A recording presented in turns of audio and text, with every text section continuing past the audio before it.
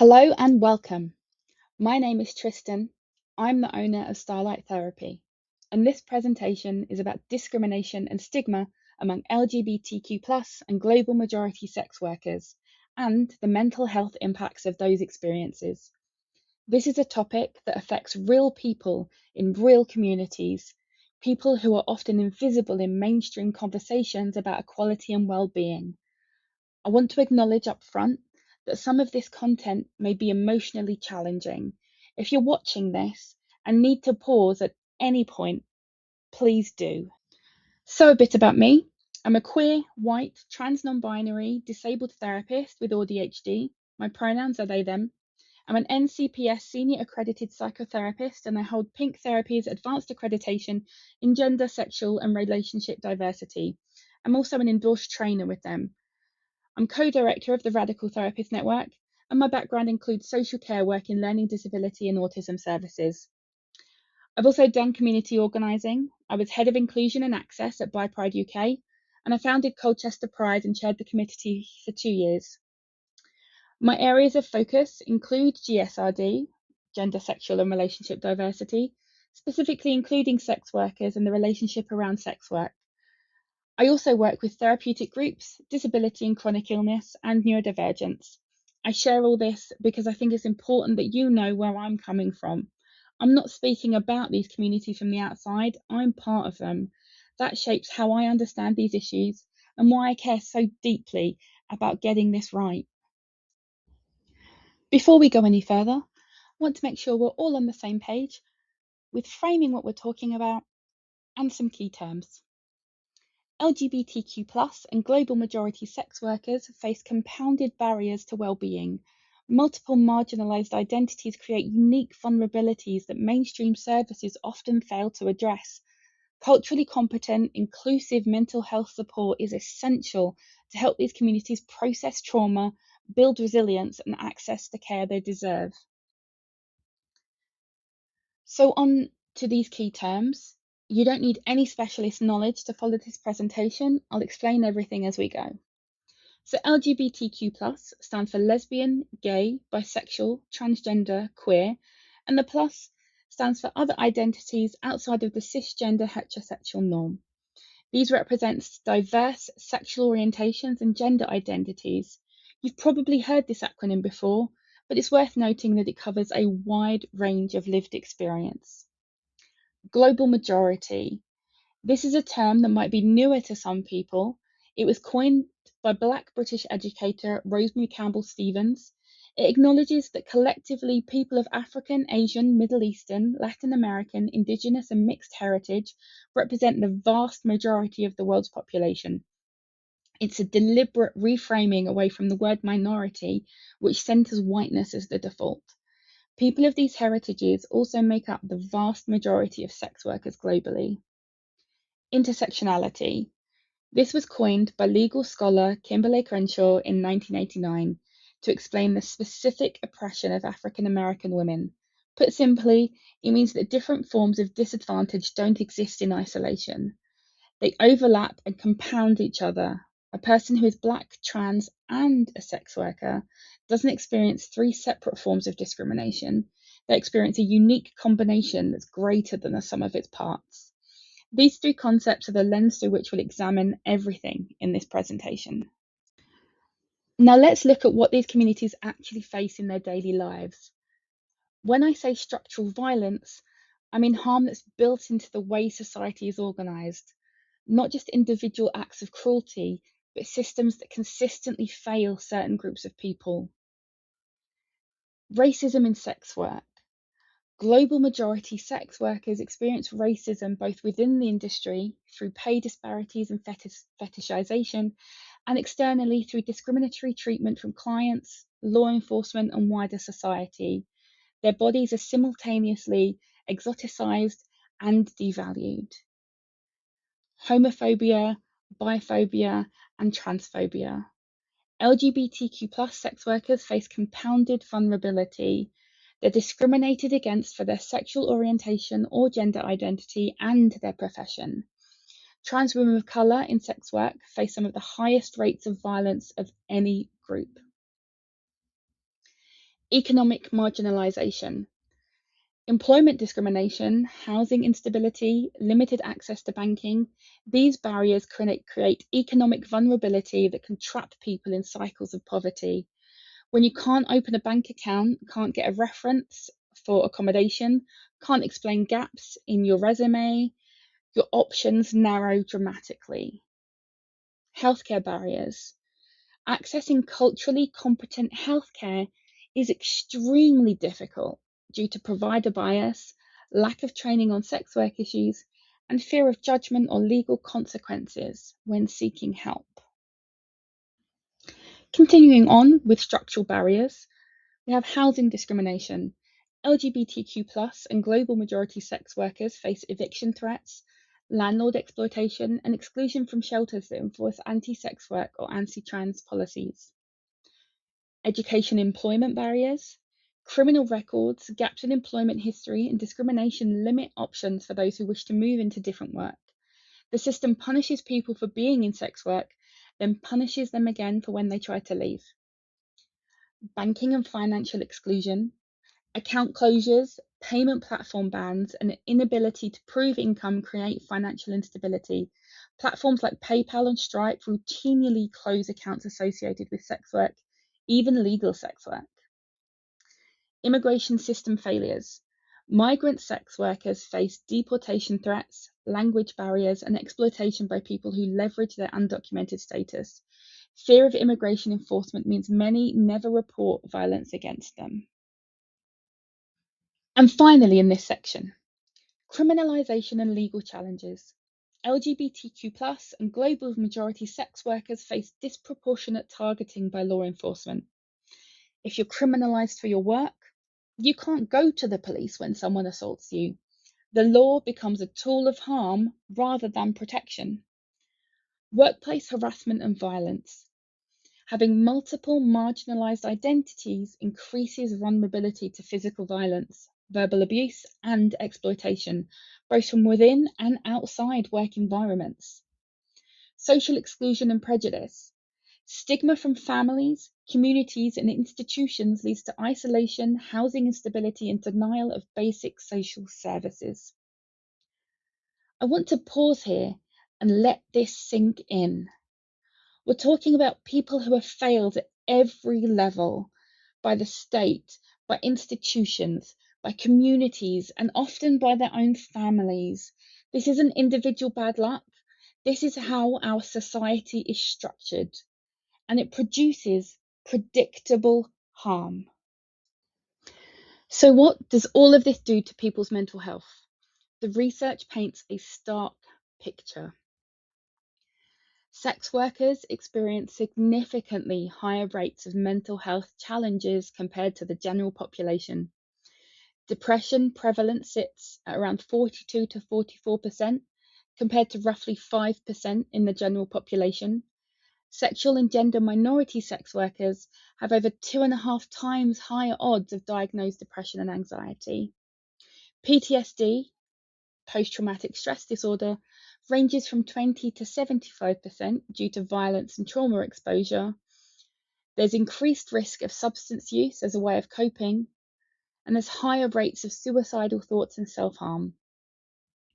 Workers with intersecting identities, those who are LGBTQ and part of the global majority, experience equal or greater mental health burdens. These aren't just statistics. Behind every percentage point are real people living the weight of discrimination every single day.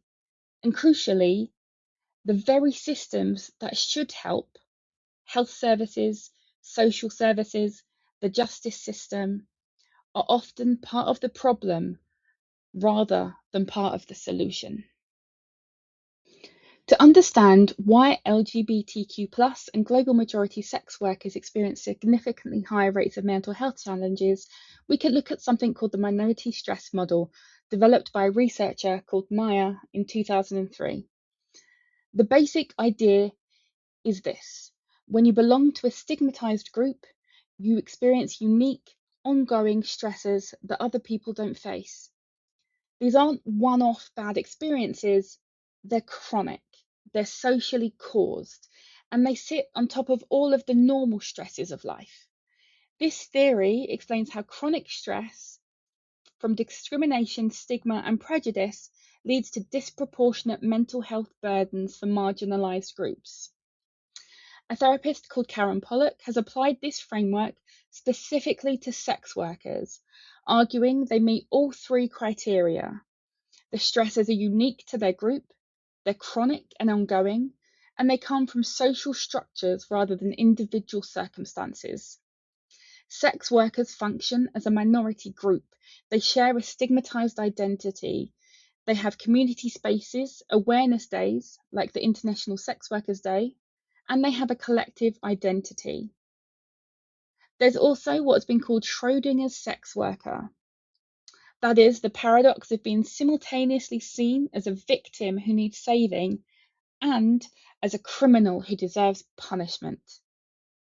You can't be both, yet society treats sex workers as both, depending on what's convenient. This impossible double bind is in itself a source of chronic stress. When you layer LGBTQ plus identity and racial marginalisation on top of sex worker minority stress, you get compounding layers of chronic stress that produce exactly the mental health outcomes we see in the data. It's not a mystery, it's entirely predictable. Let's look more closely at how this minority stress model operates. It talks about two different types of stressors. Distal stressors are external. They're things that happen to you, actual experiences of discrimination, violence, harassment, and a rejection.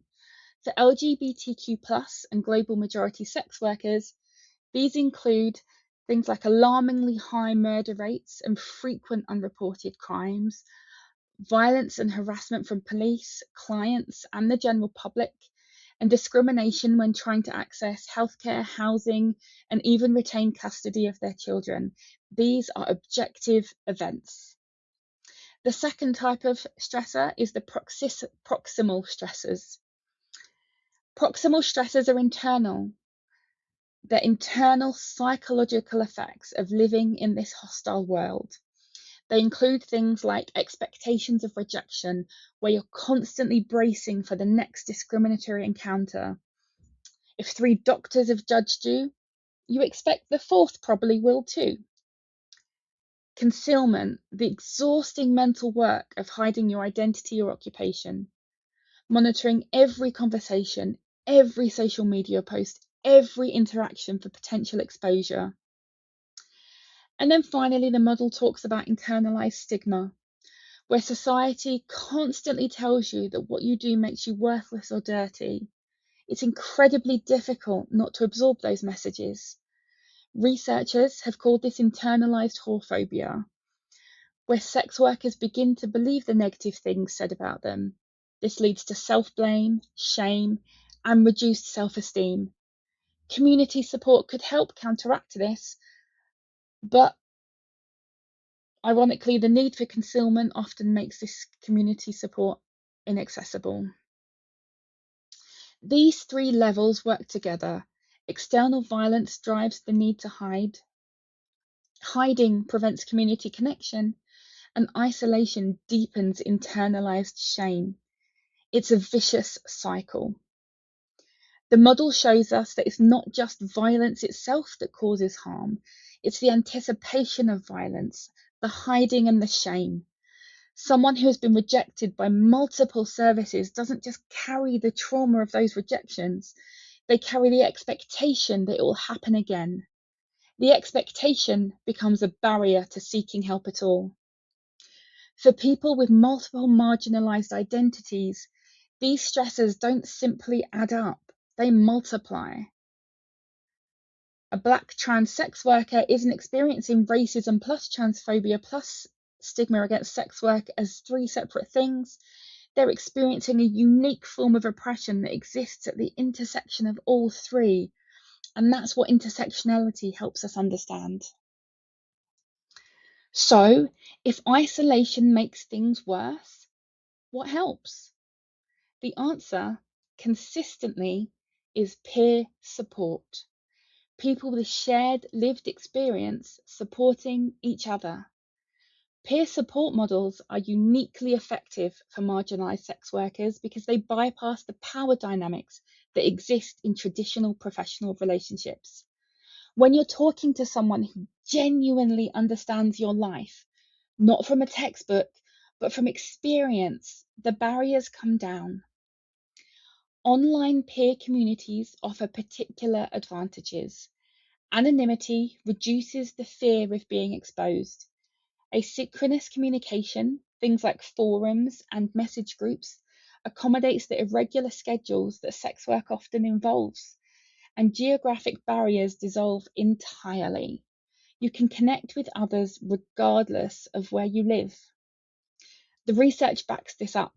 Peer support directly counteracts minority stress by providing identity affirmation. You're not alone. You're not broken. Reducing internalized stigma and building collective resilience. A 2024 systematic review by Croak and colleagues found that peer support interventions produce small to moderate reductions in depression symptoms, and sex worker-specific peer programs significantly improve empowerment, health-seeking behaviour, and self-esteem. This tells us something important. The communities most affected by these issues often hold the solutions within themselves. What they need isn't to be rescued, it's to be resourced and supported. So we've established that LGBTQ plus and global majority sex workers experience severe mental health impacts. But sadly, the very services that should help are often inaccessible. Let's take a look at why. Firstly, geographic and digital gaps. Many specialist services are concentrated in major cities. If you live in a rural area or a smaller town, there may simply be nothing available. And while online services have expanded access for some, not everyone has reliable internet, a private space to take a call, or the digital literacy to navigate online platforms. Next, we have provider bias and judgment. Healthcare providers often lack training on sex work realities, leading to moralistic attitudes, refusal of care, or inappropriate interventions that re-traumatize clients seeking support. Most health professionals receive no training at all on sex work during their qualification. This leads to inappropriate pathologizing of sex work itself, rather than the addressing of the actual sources of distress. Moving on, financial barriers. Many sex workers can't access private therapy because their income is irregular or undocumented. Waiting lists for free or low-cost support can be months or years long, and even then, free services often require a fixed address, a doctor's referral, or documentation that marginalised people may not have. Next, we have the fear of disclosure. If you're a sex worker, telling a professional about your occupation carries real risks. Potential involvement of social services, loss of child custody, or even a criminal investigation. Sex workers also risk being identified through facial recognition, reverse image searches, or data breaches on platforms. The threat of being outed to family, employers, or authorities deters many from engaging with any service that requires personal information. That fear keeps people silent, and silence keeps people suffering. Next, we have language and cultural barriers. For migrant sex workers, services may not be available in their language, preventing them from navigating those services, understanding their rights, or communicating their needs. Cultural differences in how mental health is understood can make Western therapeutic models feel alienating or irrelevant. Culturally appropriate services and a lack of interpreters further isolate those in need of support. And lastly, on this slide, we have stigma within LGBTQ+ and feminist spaces. This one can surprise people. You might expect queer communities and feminist organisations to be supportive, but many hold deeply anti-sex work positions. Sex workers can find themselves excluded from the very movements that claim to be fighting for their liberation. That betrayal can cut deep. There are even more barriers to consider. Childcare and parenting stigma. Sex workers who are parents face the constant threat of being deemed unfit. This means they avoid services that might flag them to social services, even when they desperately need support. The fear of losing your children is a powerful deterrent to seeking help. Next, we have rigid service requirements. Many services require fixed appointments during business hours, consistent attendance, or sobriety as a precondition. These requirements don't account for the realities of sex work.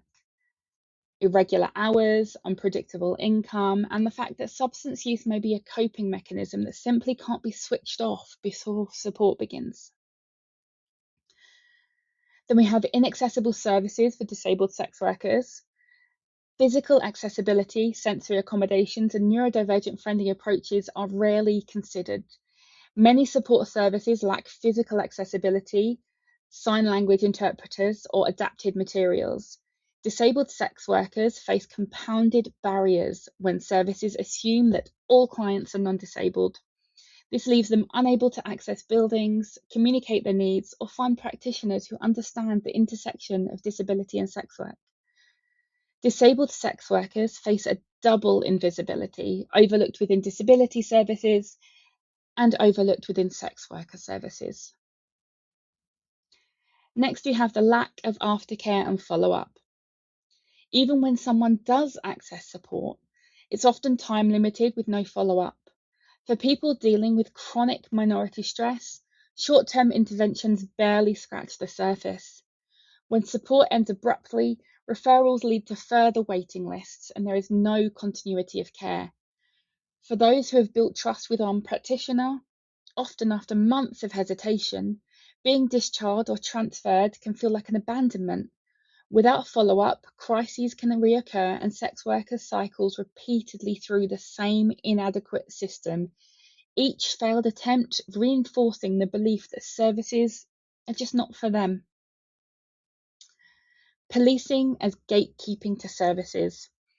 In some areas, accessing support services requires engagement with police or criminal justice agencies. For communities who experience police as a source of harm rather than safety, this is an impossible ask. It's like telling someone they need to walk through fire to reach water. This creates a system where justice and safety are conditional on self-incrimination, effectively locking sex workers out of services. And then finally, the pathologization of sex work itself. Perhaps most insidiously, some services treat sex work as the problem to be solved, rather than the discrimination, violence, and stigma surrounding it. When a service's goal is to exit you from sex work rather than support your well-being, it's not really there to serve you at all. Sex workers report being told they need to address why they do this work before any other issue can be explored. This pathologizing approach means that someone seeking help for anxiety, grief, relationship difficulties, housing instability is instead subject to unwanted interrogation about their occupation. The result is that sex workers learn to hide their work from helping professionals, undermining the relationship and reducing the effectiveness of the support. So, what does good support actually look like? This slide outlines 5 key components of culturally competent care. Firstly, we have representation. People need to see themselves reflected in the professionals supporting them. This means actively recruiting therapists, social workers, and support staff from LGBTQ+, global majority, and sex worker communities. Lived experience isn't just a bonus, it fundamentally changes the quality of care. Intersectional training is a must. It is not enough to just have training on LGBTQ+ issues or racial awareness or on sex work. Professionals need to understand how these identities interact. A one-day diversity workshop just doesn't cut it. We need deep, ongoing education that challenges assumptions and builds genuine understanding. And then we need to recognize that Western talk therapy isn't the only valid form of support. Bodywork, creative therapies, community rituals, peer support circles, culturally specific healing practices, just to name a few, all have value. Good services offer a range of approaches and let people choose what works for them. Every interaction should be grounded in an understanding of trauma, not just what happened to someone, but how systems continue to re-traumatize them.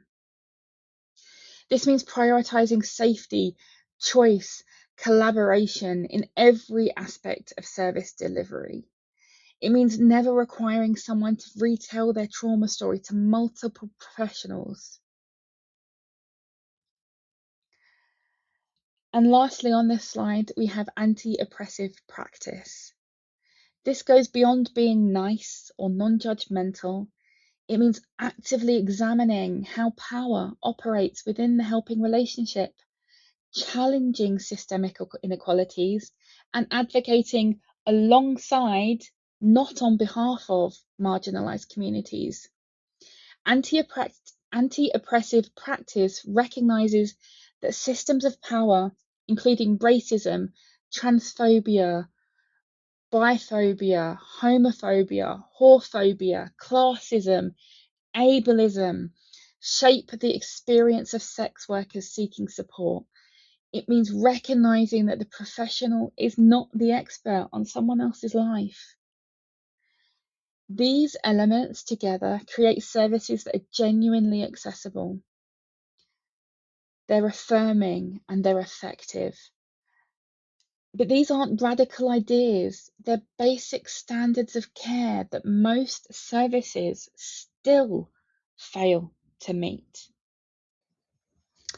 Now, I want to share some real stories that illustrate these dynamics in practice. The first two are drawn from real therapeutic work, with details changed to protect confidentiality, and my clients have given their consent for their stories to be used in this way. So, story one, access denied. A Black trans woman, Sarah, sought therapy after experiencing violence from a client. She had initial meetings with 3 therapists, but each of them refused to work with her upon learning that she was a sex worker. One therapist told her she brought it on herself. This repeated rejection deepened her trauma, reinforced internalized stigma, and created lasting distrust of mental health professionals. She found me on the National Ugly Mugs directory, and we started working together 4 months after the first violent incident. She had since experienced another serious violent attack from a client. We worked online, having sessions every other week for a period of nearly 2 years. Now, I want to just let that sit for a moment. A trauma survivor seeking help was told by a professional that her assault was her own fault. I want to invite you to take a moment here, maybe pause this presentation and consider how this response reflects wider societal attitudes towards sex workers. What impact could this kind of response have on someone already experiencing trauma?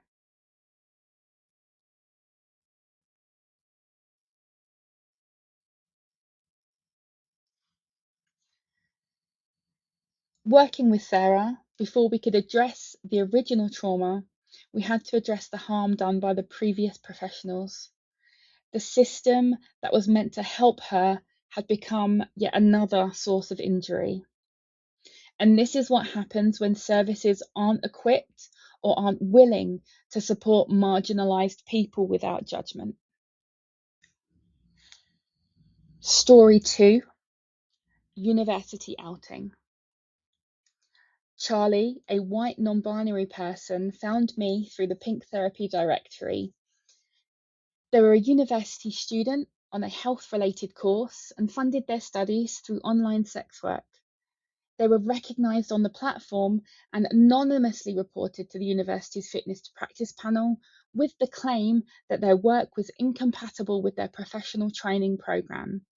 Charlie was suspended pending investigation and required to attend meetings where they were asked invasive questions about their sexual history.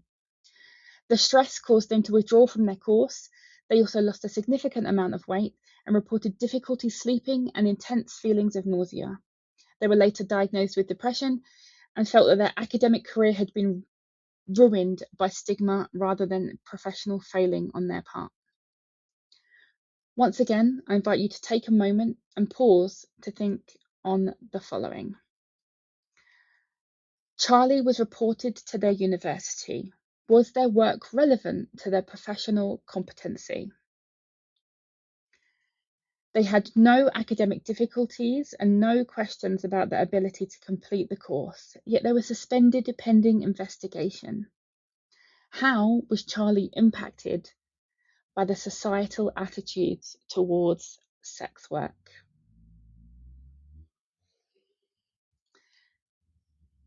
This case shows how stigma operates through institutions. The university didn't need to be overtly hostile. It just needed to treat sex work as inherently incompatible with being a professional.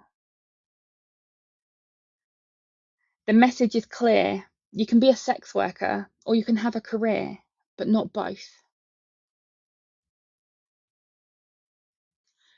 The following two case studies are not real people, but composites created from patterns documented by organisations such as National Ugly Mugs, Swarm, and the English Collective of Prostitutes. So story 3, Domestic Violence Services Refusal. A cisgender woman, Anya, fleeing domestic violence, sought refuge at a local women's shelter. During her intake assessment, she disclosed that she had previously done sex work to financially survive the abusive relationship. Staff informed her that the shelter could not accommodate her due to safeguarding concerns for other residents and not being equipped to support her complex needs. She was turned away and returned to her abusive partner. She was hospitalised twice in the following months with injuries. When she eventually accessed a specialist sex worker support service, she described feeling the mainstream domestic violence services viewed her as a risk rather than a survivor. In this case study, a service meant to provide safety and support provided rejection and enabled further harm. This case illustrates how exclusionary policies and domestic violence services fail sex workers at their most vulnerable. Take a moment here and think about the language that was used to reject her. What does this tell us about how safeguarding language can be weaponized against marginalized people? This is an example of how stigma against sex workers can be lethal. A woman fleeing violence was sent back to her abuser because of a moral judgment about how she survived. The shelter's language of safeguarding and complex needs masked what was really happening: discrimination. And that discrimination could have cost Anya her life. This isn't a failure of one individual worker, it's a systemic failure, a failure of training, of policy, and of the assumption baked into how services are designed. A South Asian trans woman working as an escort was evicted from her privately rented flat after her landlord discovered her occupation through a client review website. Despite paying rent on time and causing no disturbance, she was given notice under a morality clause in her tenancy agreement. Unable to secure new housing without references, she sofa surfed for 3 months before becoming street homeless. During this period, she experienced a significant deterioration in her mental health, including panic attacks and suicidal ideation. She approached the city's council housing services for emergency accommodation. The advisor she spoke to asked her why she had been evicted, and upon learning of her occupation, suggested she just stop doing that work. as though this would resolve her homelessness. She was placed in mixed temporary accommodation where she experienced transphobic harassment from other residents. She didn't report this, fearing further judgment from staff. Throughout this period, her doctor was unaware of her housing situation because she had been deregistered from her practice after losing her fixed address. She went without her HRT for 6 weeks and was unable to access her antidepressant prescription. When she eventually connected with a trans-inclusive sex worker outreach project, it took a further 4 months to secure stable housing. As of 2026, morality clauses in UK tenancies are now largely unenforceable. However, morality and illegal use clauses are still frequently used across the USA and Canada. Taking time to pause on this case study, the housing advisor suggested she just stop doing that work. What assumptions does this response reveal? And how might it feel to hear that when you're homeless and in crisis? This case shows how one act of discrimination, the eviction, cascades into total collapse of support, housing, healthcare, mental health, physical safety, all of it unravels. And at every point where the system could have caught her, it failed. So after reading and hearing those case studies, some further questions to maybe take some time to consider. Many of these stories involve people being punished by the very systems designed to help them. Why do you think this happens? And what does it tell us about how society views sex workers? How does stigma differ from discrimination? Can you identify examples of both in these case studies? And how do they interact to worsen outcomes? After hearing these stories, what is one thing you think should change in policy or practice to better support sex workers' well-being and safety? These aren't unsolvable problems, they're choices we're making as a society, and we could make different ones. How does the concept of minority stress help us understand the mental health challenges faced by sex workers? Can you draw parallels with any other marginalised group?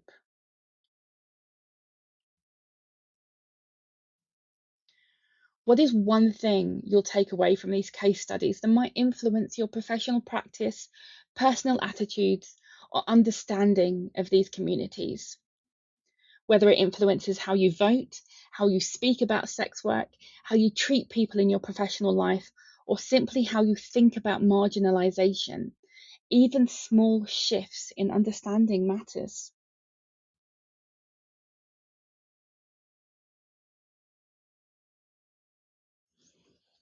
And so we come to my final slides.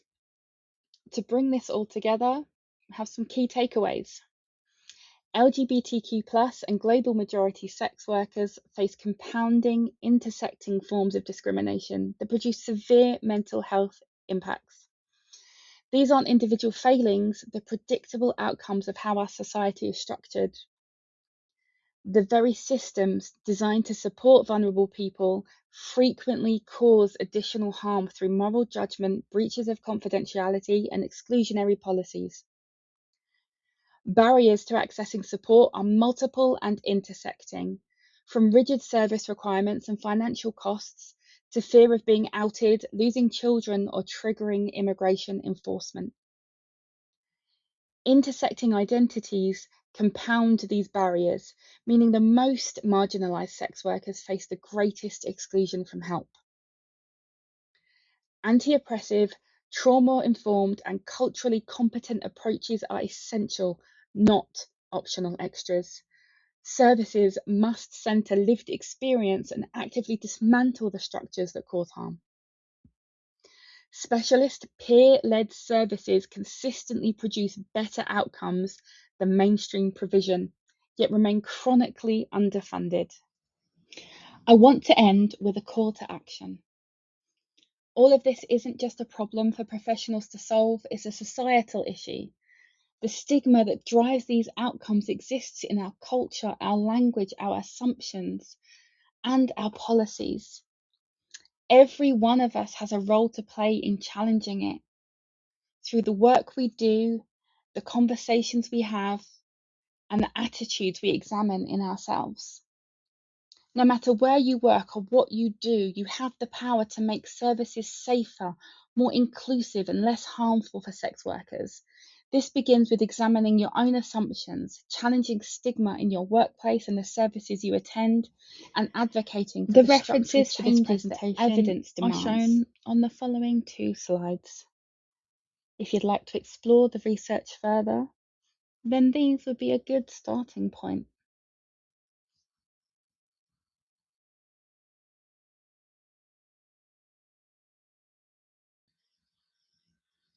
If you would like to learn more about the work of Pineapple Support or my work, contact details are on the screen now.